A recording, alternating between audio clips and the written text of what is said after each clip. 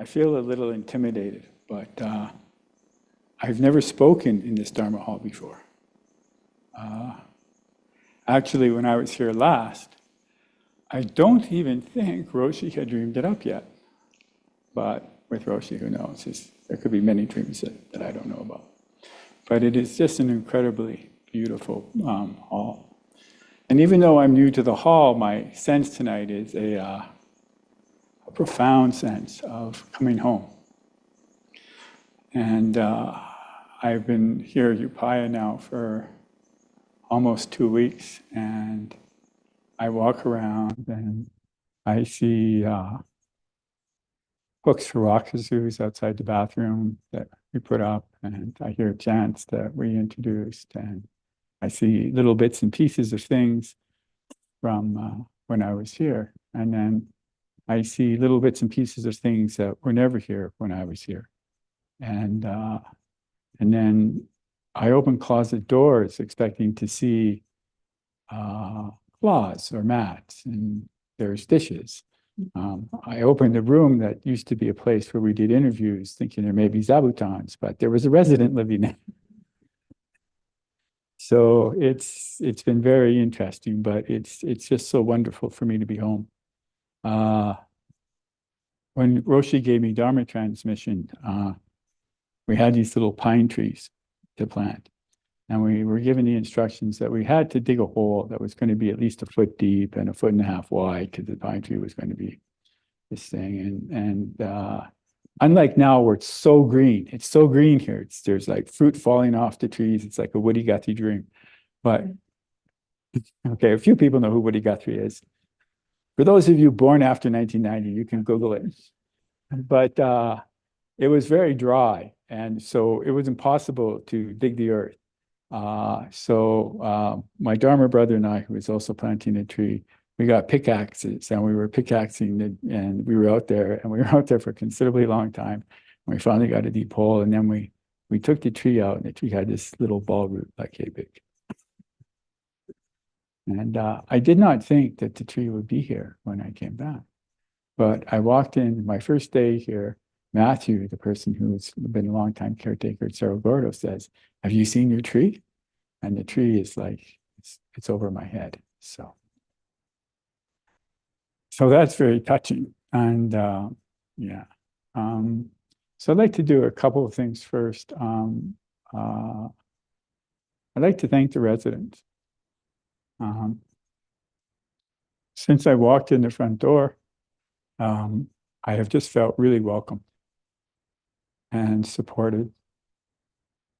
And it is so nice to see people wholeheartedly engaged in practice and here to practice the Dharma. And I can feel that from all of you, and I can feel your sincerity. And so I really, really deeply appreciate that. And at the same time, I just met their resident teacher, even though Sensei Kier is from San Francisco. I walked in the door and, we bowed. And I think it took us just about 90 seconds before we started filling in the dots on our Dharma tree. This person, that person, this person, that person, this person, that person. So immediately I felt a deep connection to her. I also want to acknowledge the gratitude that Kazuaki Tanahase Sensei is here. Not just teaching calligraphy, which is something I don't think anyone else can do the way he does, but also teaching Dogen, and also for his many years of work on Dogen with many, many, many people, and also for his practice. How many were at Fusatsu this morning? How many felt Fusatsu's bow number 29 a little challenging? Kazuwaku Tanahashi, in his 9th decade, did each and every one of those bows. It's possible with practice.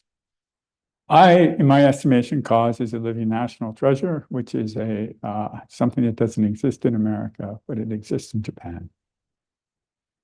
And it's the acknowledgement of somebody whose life is a work of art.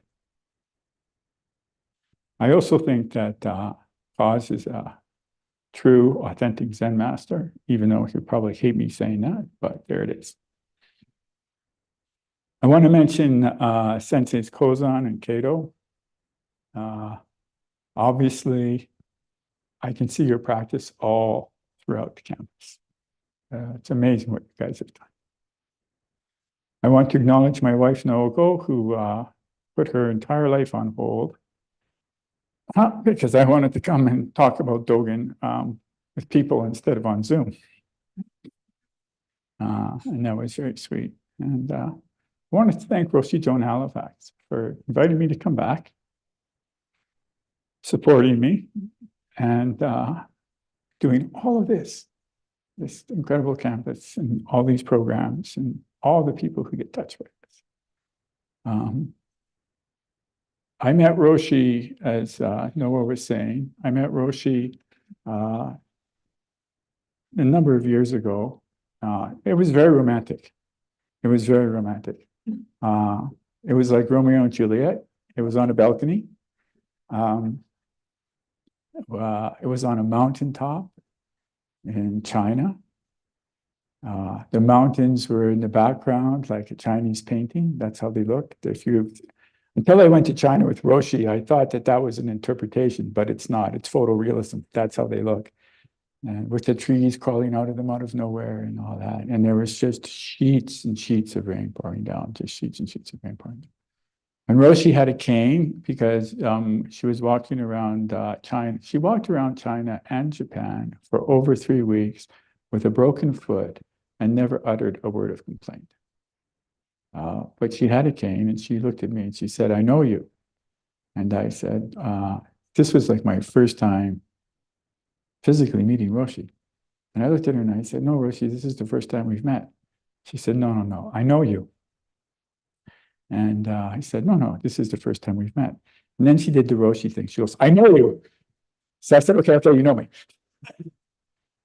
And then later we had an interview and I told Roshi what I'd been doing. I had sat with Christopher Reed in the Thich Nhat Hanh tradition, and I had sat at, the Zen Center of Los Angeles, and I had been going to the Zen Center of San Francisco, and I had done this retreat with Pema Chodron, and I did this thing and that thing and the other thing. And I thought it sounded all very like a nice, diverse, sincere kind of rounded practice. And I was expecting to get a beam of approval. And what I got was, "You need to stop sitting around." And so then she invited me to Rohatsu, and I came to Rohatsu, I think, every year after that. I don't think I missed a year. And then she gave me, from her, I received Jukai, the precepts, which I'm going to talk about in a minute. And then we had breakfast one day in San Francisco, and she said to me, "I think it's time for you to ordain." And I was like, "Why?" She goes, "It's your time." And so I didn't know what to do with that at first, but I thought about it, and I was 55 at the time, and I had a company, and I had a bunch of employees, and I had some partners, and I had entanglements, obligations, and so I decided to do it, and I went into got my 2 partners together, and Roshi outed me as an ex-advertising person the other night, so I feel like safely now I can talk about it. We used to do everything on whiteboards. It used to be whiteboards that you could erase things on. And so I drew a $sign and I drew a clock and I drew a line down the middle, and I looked at them and I said, "I know what's here under the $sign, but I don't know what's left here under the clock. So I'm going to quit and go become a Zen priest." And they looked at me, waiting for the rest of the joke, and it didn't come. And so then we did what all intelligent business people do. We all lawyered up, and I left. And then I came here, and I stayed here. I've been to so many places with Roshi. On the tour where I met her in China, we went to Ningpo. Ningpo, if you don't know, is the place where Dogen landed when he went to China. If you're familiar with the instructions to the cook, that is where Dogen met the old monk who was gathering mushrooms for dinner. And from Ningpo, we went to a place called Putoshan. And Putoshan is an island guarded, protected, watched over by Avalokiteshvara or Kannon. There's a gigantic statue of her there. And the reason that we know this to be true is that many, many years ago, there was a monk who went to China, and he was bringing back a statue of Kannon. And a big typhoon, a huge typhoon came and capsized the ship, and everything sunk, and everything was lost. And the monk barely got to shore, and he landed on shore, and next to him was the statue of Kannon that he was going to bring back to China. So he wasn't stupid. He got the message that Kannon had no intentions of going to China, so he built this temple to Kannon, and it's an amazing place. Buddhists from all over the world go there, and it's an amazing architecture. It's just, I looked at Roshi when we got there, and I said, "This is like Disneyland for Buddhists." It's a very, very joyful place. Very joyful place. And then we went, of course, to Tiantong, where Dogen met Rujing and practiced and experienced for the first time his body and mind falling away. And then we went to Guangzhou, and we went to the home of Japanese calligraphy. Well, it was an amazing tour. And when that was all over, we came to Japan. And then we went to Kosoji and the Heiji, and we walked in the footsteps of Dogen. And for me, that just completely changed the direction of my life, that trip. And then after that, I came back here, and I ordained with Roshi, and then I received Dharma transmission. And then there was this pilgrimage to Japan again, and this time for a sculptor who is a great love of Koz. He's one of Koz's great loves. His name is Enku. Does anybody know this person? Enku was a monk, lived many years ago.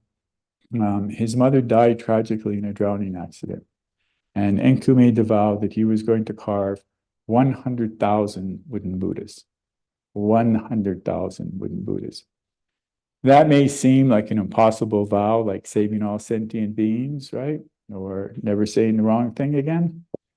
But he made good on it. He carved the Buddhas, some of which were 14, 16 feet high out of trees. And he carved them the size of your fingernail. And it's most amazing work. It was expressionism before expressionism. And Koz really encouraged me to go on this trip, which I wasn't going to go on, but I did. Roshi let me come. And I went on this trip, and we stopped at this town called Takayama. And Takayama is in Gifu, it's in the mountains. And Koz had an old friend there, who Roshi had also known from, I think the last time they saw each other was 25 years ago. But he was a very short little monk, and he just beams. So I was attracted to him right away. And I got off the bus and I met him, and we all went into this restaurant, and there were tables. So, you know, being an ad guy, I'm not about being sneaky. So I maneuvered my way to sit at his table. And Roshi also sat next to me at that table. So, and then we were served sticky potato. Now, not everybody loves sticky potato, but the people who do not love sticky potato do not love sticky potato. And Roshi falls more into the not so much in love with sticky potato category. It's very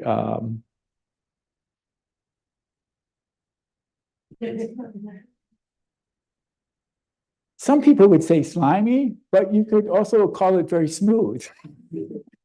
So kind of, you know, once again, lost in translation, but it's not to everyone's taste. But so Roshi didn't want to eat hers, so I ate both of them. And for some reason, this really impressed my newly made friend monk. And then that night we stayed at a ryokan, and the next day we went over to his temple and we sat zazen. And we met his family, and I was introduced to Naoko Harada for the first time. And then after that, I conducted a letter writing campaign.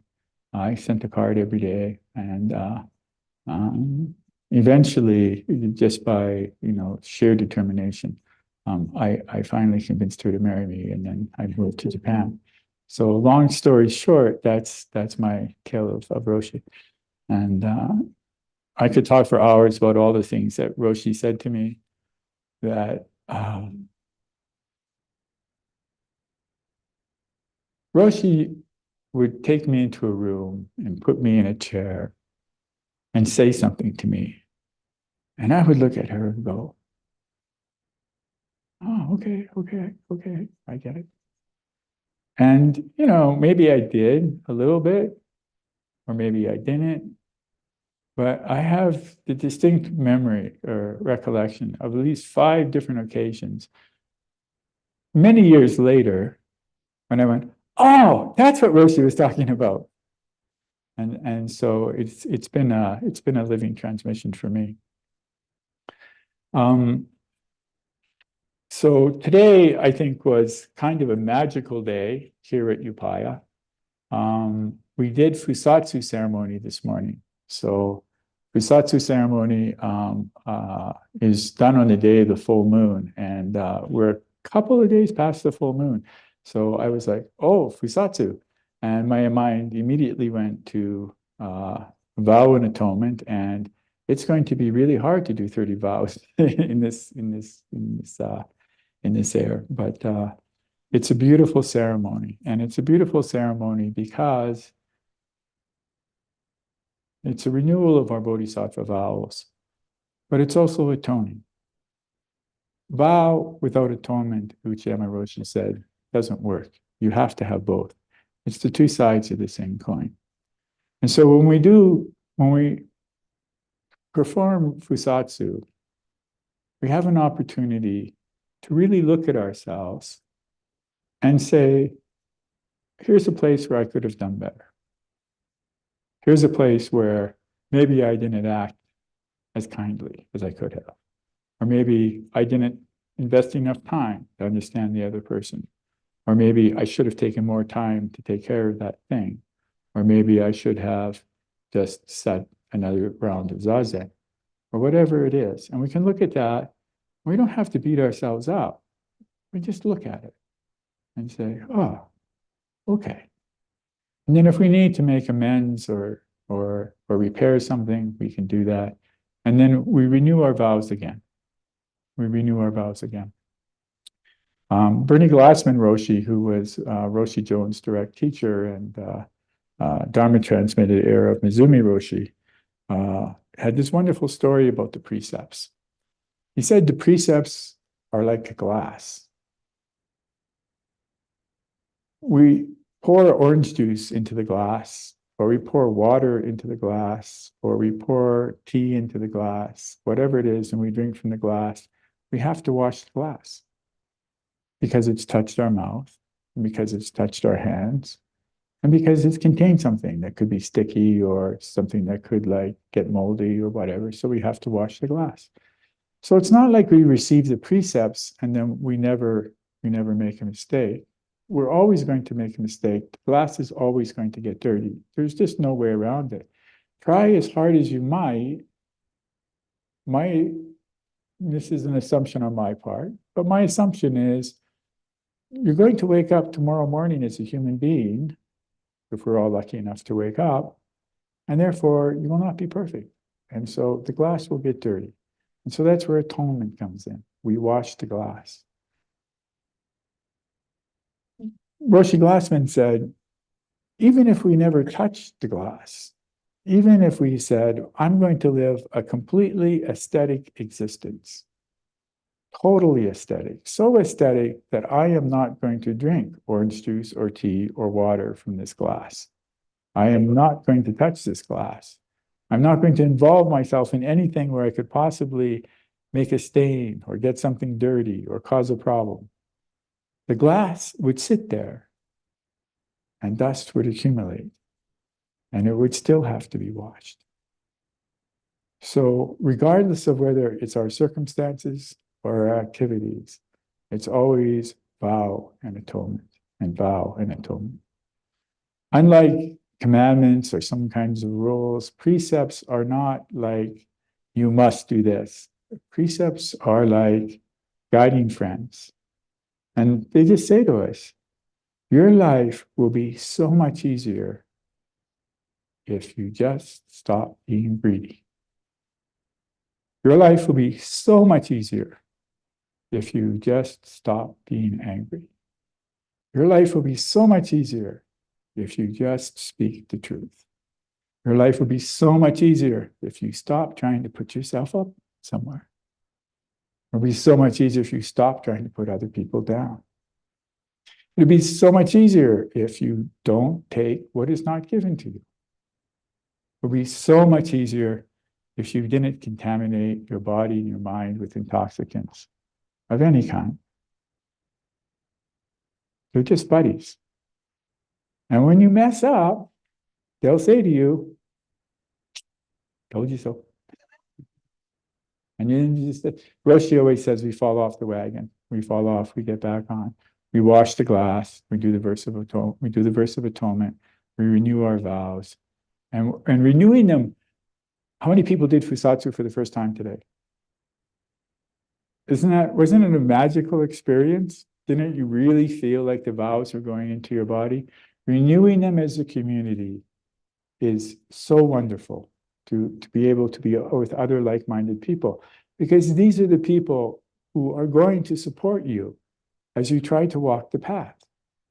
Ananda once said to Buddha, spiritual friends are half of good friends are half of the spiritual life. And Buddha said, no, Ananda. Spiritual friends are all, good friends are all of the spiritual life, right? We're all here practicing together, and we can feel that. We can feel supported by each other. If you're sitting at home and you're doing zazen, and your nose itches, and there's nobody around,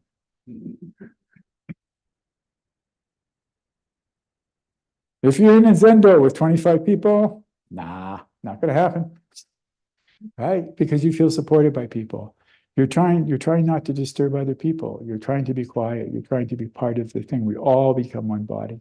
And that's a beautiful thing in Fusatsu. When we were bowing, we were all one body. Right? So it's kind of a magical experience, these precepts, to have them as friends and to have friends support us as we try to practice these precepts.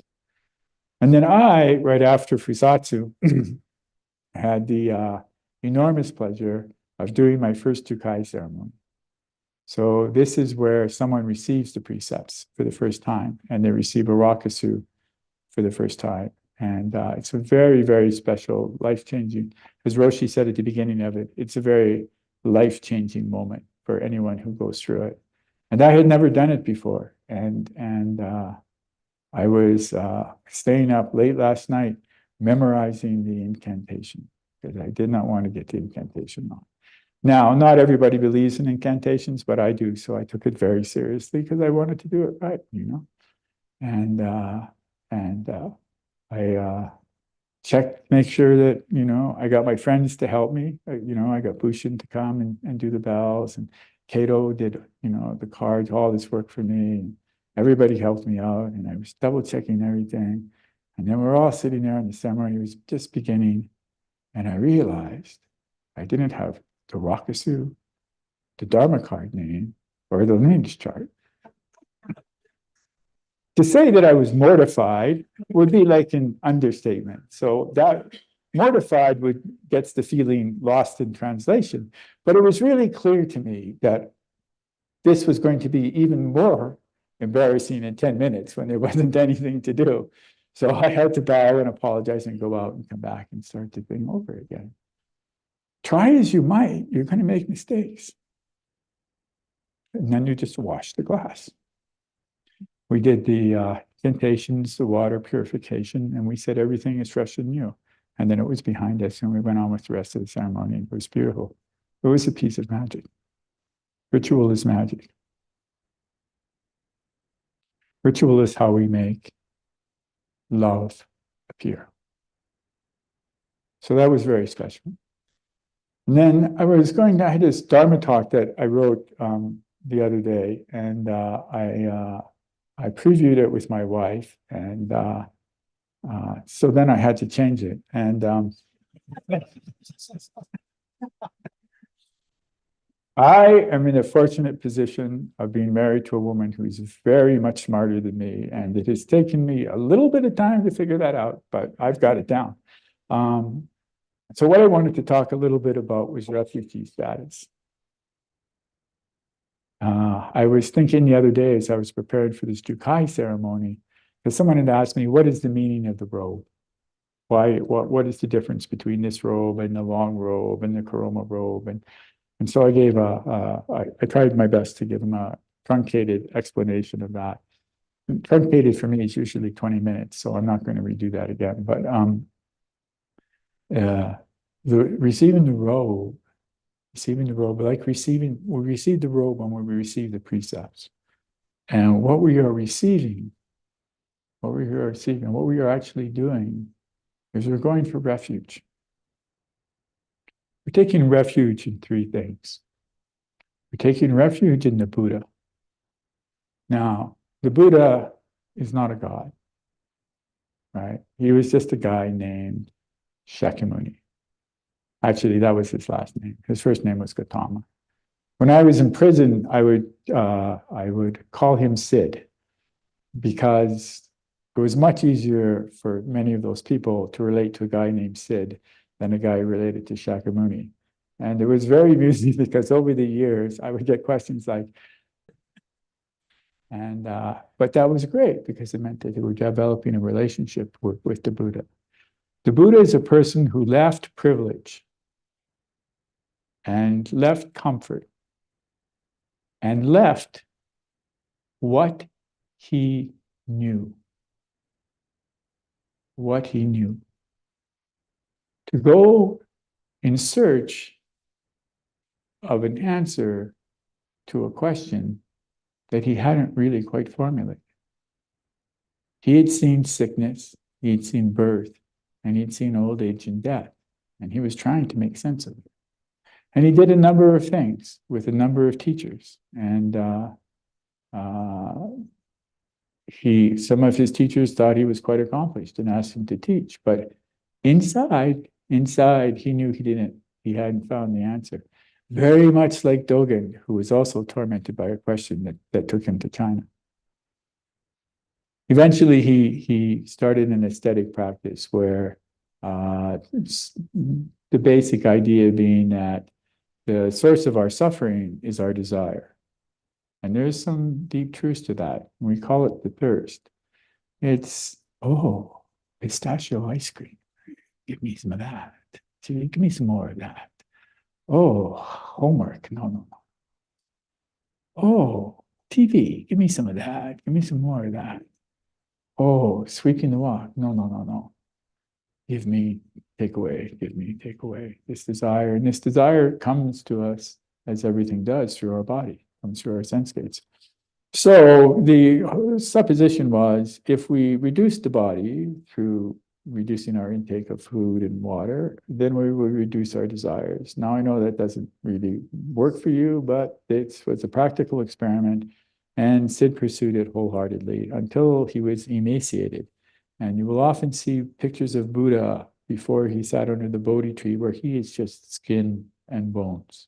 Literally, you can count his ribs. And so he was just wiped out, and he passed out, and a woman came up to him, and saw him passed out, and said to herself, all of this is just my opinion, made up. So don't worry. There's no historical record of this at all. But this woman came up to him and went, another one of these wacky spiritual seekers is going to starve themselves to death.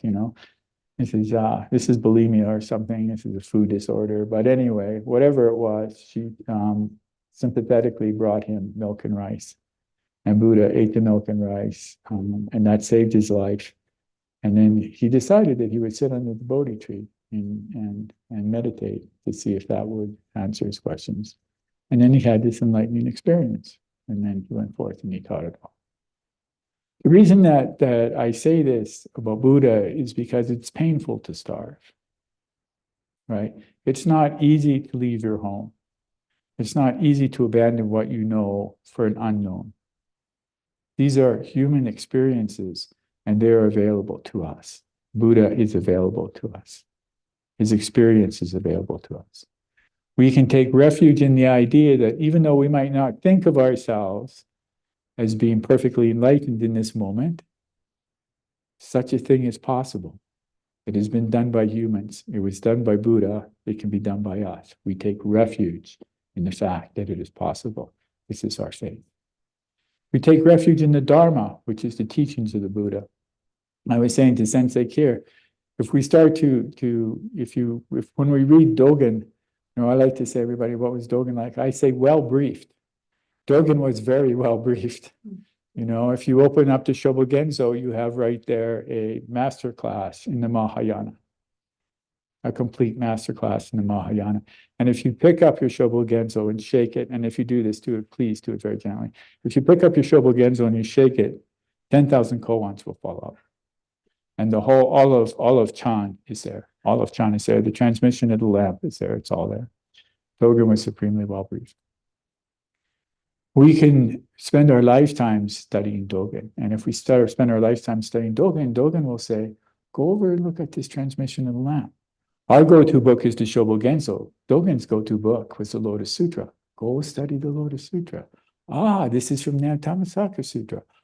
This is from this sutra. And we can go all the way back to the original teachings of the Buddha. And the Dharma is there for us. It's there for us. It's there for us to study and read. And we can take refuge in that. We can take refuge in that. And then the third jewel that we take refuge in is the Sangha. That's everybody here and everything out there. Because there is no separation. What is in here is out there, and vice versa. And so we have, you might not realize it, but the entire universe, the cosmos itself, is supporting your practice. Whenever I walk in Kin Hin, which is our walking meditation, where we're taking half a step, breathe in, breathe out, breathe in, breathe out, breathe in, breathe out. I think of the world turning, which it is, at this enormous velocity, right?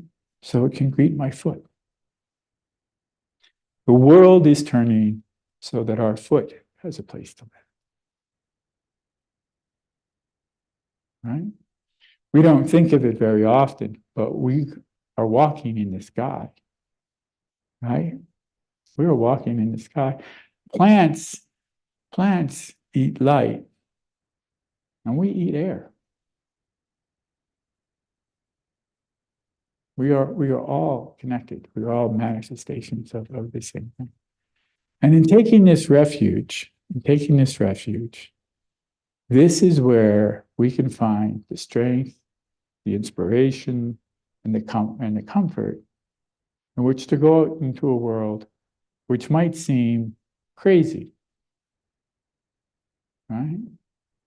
To me, I think the world, this is just my opinion, man, as Bernie Glassman would say, I think the world is nuts. I think it's totally insane.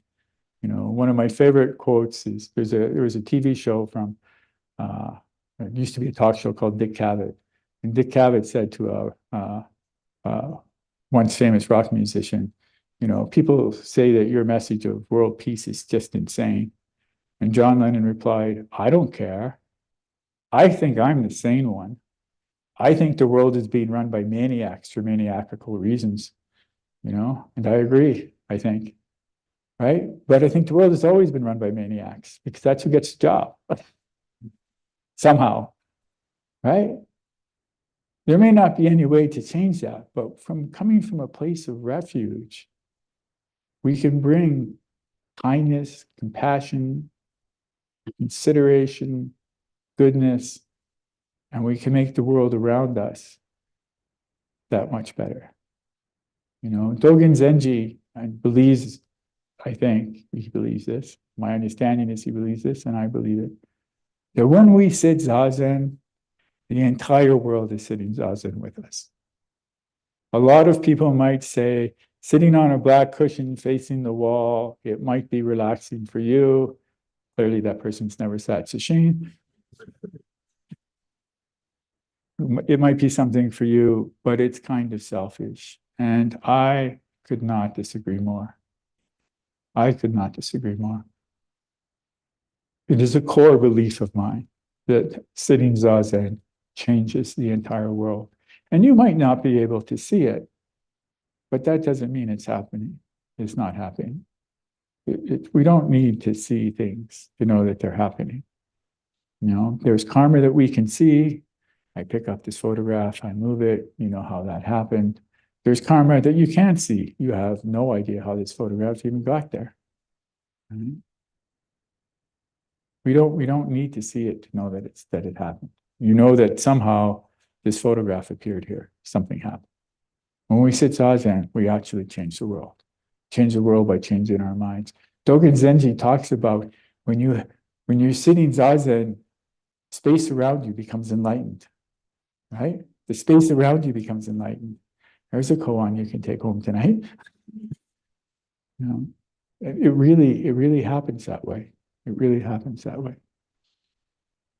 And so when we take refuge, right, we become refugees. You know, I have had the privilege of living in Canada, and I've had the privilege of living in America, and I've had the privilege of living in Japan. And I've had the privilege of having 2 passports and a resident card. I'm documented in 3 countries.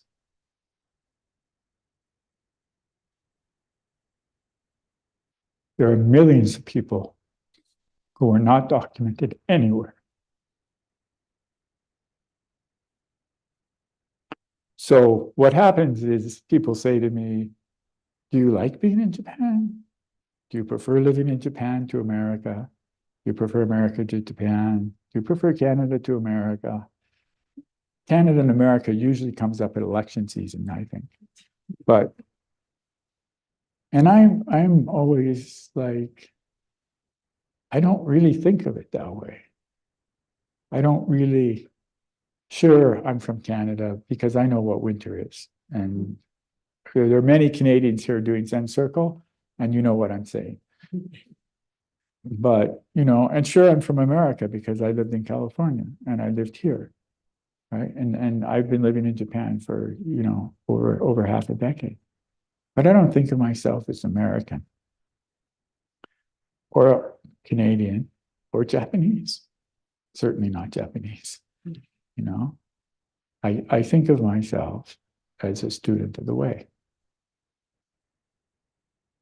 I think nations and boundaries were probably a very good idea in an 18th century world. I think they're not such a good idea anymore. I think the world is everything that we see and perceive. And I think that everyone in it is an expression of Buddha nature. And we need to remember that, particularly for the people that we have a difficult time understanding. It is one of my beliefs that everybody, and it doesn't seem like it to us all the time, but it is my understanding that everybody is doing their very best according to their karmic formulation.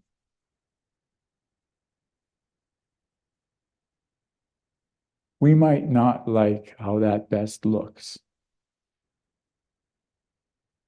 but they're doing their very best. We need to do our very best to take refuge, to practice, so that we can be an expression of kindness and gratitude and service.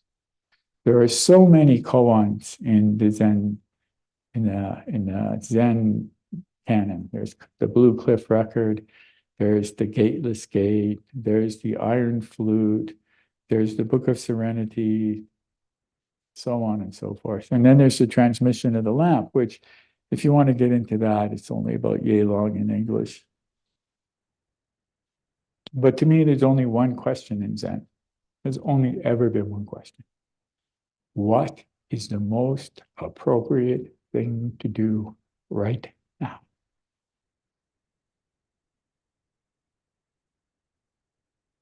That may seem at times to be a really difficult question to ask. But if we sit zazen, the question becomes easier.